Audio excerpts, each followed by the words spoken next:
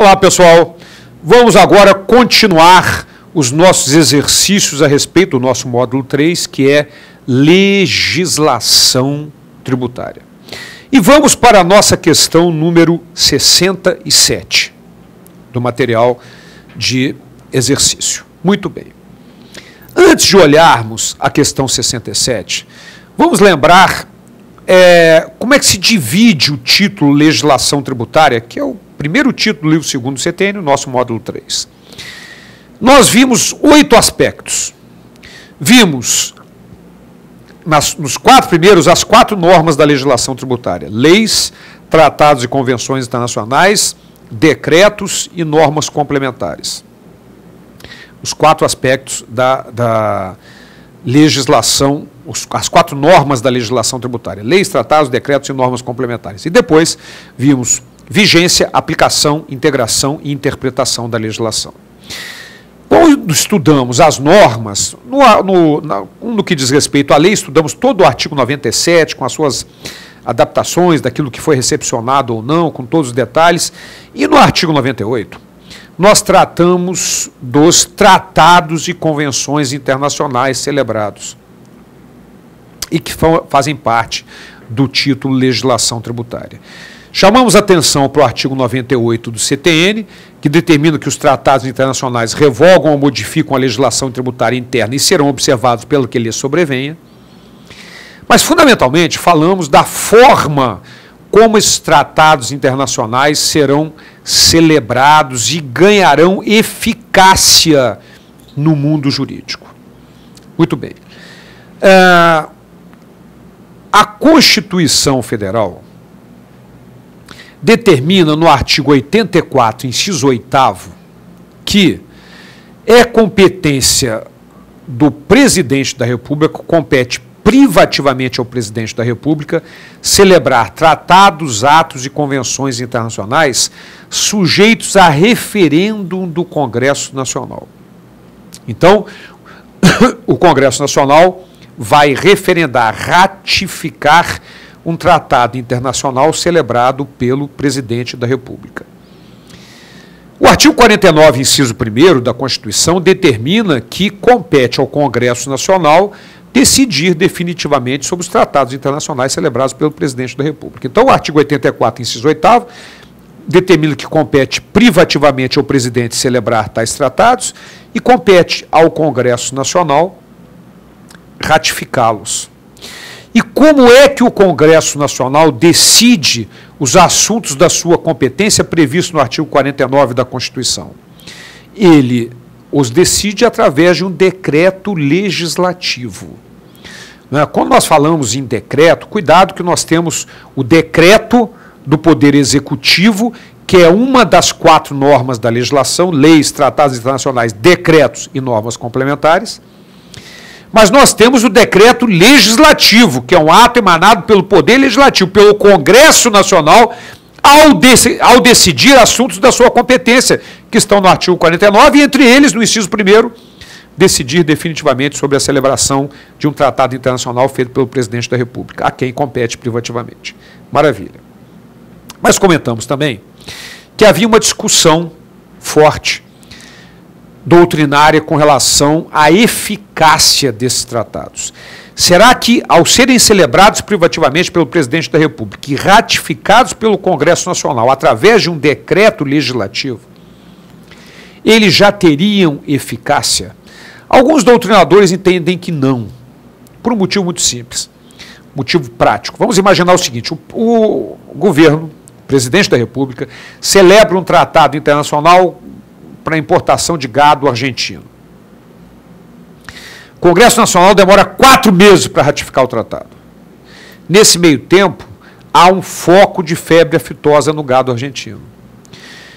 De tal modo que o cenário político e econômico não é mais favorável à celebração daquele tratado. Então haveria necessidade disso voltar para o presidente da República, para ele analisar e emitir um decreto, aí sim, dando eficácia, dando executoriedade a esse tratado internacional, celebrado pelo presidente da República e ratificado pelo Congresso através de um decreto legislativo. Então, na opinião desses doutrinadores, não era o decreto legislativo que dá eficácia ao tratado, e sim o decreto do Poder Executivo emitido após o decreto legislativo tendo retornado ao presidente da República para analisar se as circunstâncias econômicas e políticas eram iguais à da época em que ele celebrou o tratado. O tratado dando executoriedade ao mesmo, através desse decreto. Então, havia essa discussão grande, mas o Supremo Tribunal Federal decidiu já, portanto, definitivamente, que há necessidade, sim, de que volte para o presidente da República para que ele emita um decreto, aí sim, dando executoriedade, eficácia no mundo jurídico para esse tratado internacional. Então, na posição do STF, não é o decreto legislativo emitido pelo Congresso Nacional ratificando a celebração pelo presidente da República que dá eficácia e executoriedade a esse decreto, a esse tratado internacional, e sim o decreto então do presidente da República. De tal modo que sempre que em uma questão vocês se depararem com essa duplicidade, ou marcarem decreto do Poder Executivo ou decreto legislativo ratificando um tratado celebrado pelo presidente da República, sempre que houver esse conflito, vocês vão marcar que o que dá executoriedade, o que dá eficácia, é o decreto, porque essa é a do Poder Executivo após o decreto legislativo, porque essa é a posição do STF. No entanto, nessa questão que nós vamos olhar agora, não há essa duplicidade de resposta. Vamos conhecer a questão. Questão 67. O acordo para isenção de impostos relativos à implementação do projeto do gasoduto Brasil-Bolívia, celebrado entre o governo da República Federativa do Brasil e o governo da República da Bolívia, em Brasília, em 5 de agosto de 1996, se obedeceu aos comandos constitucionais, foi aprovado por... E aí, minha gente? Foi aprovado por quê? Opa, pulamos lá. Volta lá um pouquinho para mim, para ver as respostas. Aí, obrigado. Então, foi aprovado por quê? Vejam as opções. Lei ordinária, lei complementar, lei delegada, decreto legislativo e resolução do Senado Federal. Ora, nestas opções não há dúvida, porque não há a opção do decreto. Se houvesse a opção do decreto do Poder Executivo, esta seria a resposta de acordo com o entendimento do Supremo Tribunal Federal. Perdão, mas como não há essa possibilidade de resposta, a nossa resposta é a letra D de dado. O Vitor está lá marcando letra D de dado, decreto legislativo do Congresso Nacional que vai ratificar o tratado internacional de acordo com a competência lhe atribuída pelo artigo 149, inciso 1º da Constituição Federal. Ok? Muito bem. Então, voltando para mim, gente, muito cuidado, eu quero chamar de novo a atenção que a resposta é decreto legislativo, porque não há, nas opções, decreto do Poder Executivo, porque se houvesse, essa seria a resposta, inclusive, já foi cobrado em provas de concurso anteriores, porque essa é a posição do Supremo Tribunal Federal com relação à matéria. Ok? Próxima questão, 68, perdão. Quanto às regras previstas no CTN, é incorreto, cuidado com as questões negativas, sublinhem as questões negativas, circulem as palavras negativas, chame atenção, porque senão você cansado fazendo a prova, você não vai observar que ele está querendo o que está errado, vai ler uma opção certa e vai direto, marca nela e segue para outra questão. Cuidado, questões negativas são sempre perigosas. Então, primeira afirmativa, letra A, interpreta-se literalmente a legislação tributária que disponha sobre suspensão ou exclusão do crédito tributário. Voltando para mim, já sabemos que o artigo 111 do CTN exige interpretação literal para as hipóteses de suspensão ou exclusão. De extinção, não, mas de suspensão ou exclusão, sim. Artigo 111, inciso 1º do CTN, está correta a afirmativa. Como nós estamos buscando a errada, não nos serve como resposta. Vamos para a letra B de bola. A lei tributária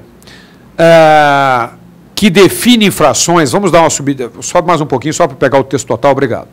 A lei tributária, que define infrações ou lhe comina penalidades, interpreta-se de maneira mais favorável ao acusado.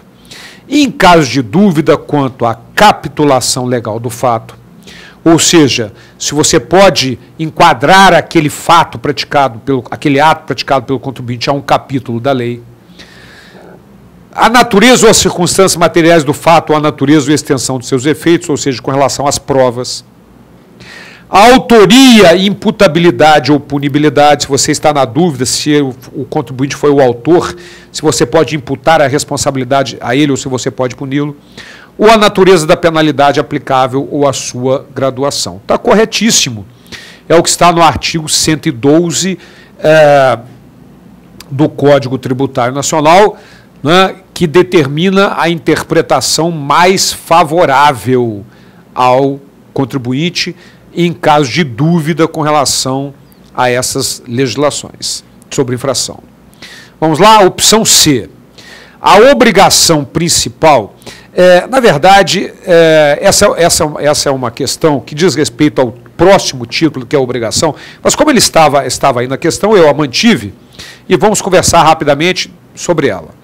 A obrigação principal surge com a ocorrência do fato gerador. Tem por objeto pagamento de tributo ou penalidade pecuniária e extingue-se juntamente com o crédito dela decorrente, sendo que seu fato gerador é a situação definida em lei como necessária e suficiente à sua ocorrência. Ora, voltando para mim, na medida em que nós vamos entrar no nosso módulo, próximo módulo, que é a obrigação tributária, é importante que vocês já tenham essa noção aqui. Eu vou pedir para o Vitor colocar um esquema, uma tela para que eu possa desenhar um esquema, para já fazer uma introdução, aproveitar essa questão já para fazer uma introdução ao nosso módulo obrigação tributária. Então, na verdade, o que acontece? Vamos lá. Ao surgir o fato gerador,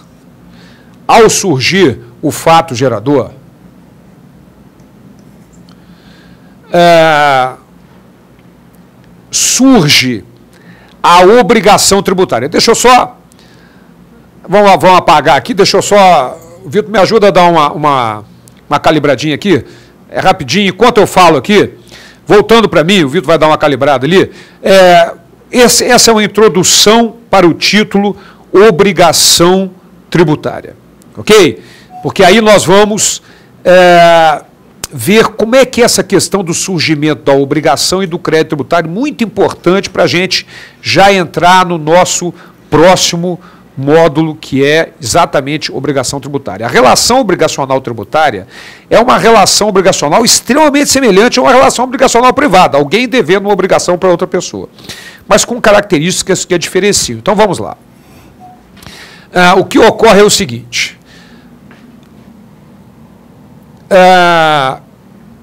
quando surge o fato gerador da obrigação, imediatamente surge a obrigação tributária. Nós vamos estudar isso com detalhes. Por que imediatamente surge a obrigação tributária? Porque o fato gerador, ele é condição necessária e suficiente para o surgimento da obrigação. Há necessidade dele e não há necessidade de mais nada. Mas o crédito tributário depende de uma operação chamada lançamento, que nós vamos estudar com todos os detalhes mais tarde. Portanto, lançamento constitui o crédito tributário. É assim que funciona. Então, o fato gerador é condição necessária e suficiente e a obrigação tributária é extinta, a obrigação tributária principal, que é de pagar, é extinta se for extinto o crédito tributário. Voltando para mim, e o Vitor vai voltar lá para a nossa questão, então, eu mantive essa afirmativa, porque normalmente ocorre isso em prova, né? Não necessariamente as questões dizem respeito a um só título do Código. Vamos voltar para a nossa última afirmativa. Então, a D está correta. E vamos voltar para a última afirmativa. Suspendem a exigibilidade do crédito tributário, a isenção e a anistia. Não, esta é errada. A isenção e a anistia excluem o crédito tributário, conforme a gente vai estudar as hipóteses de suspensão, extinção e exclusão do crédito. Então marca lá para nós, Vitor, a letra E com a errada. Essa é uma questão que trata de outros assuntos além da legislação, mas eu a mantive aí para que a gente já possa fazer uma introdução. Essa é a resposta, a letra E é a resposta a ser marcada. Muito bem, voltando para mim. Então, na próxima aula, vamos continuar esse exercício a respeito de legislação tributária. Até lá.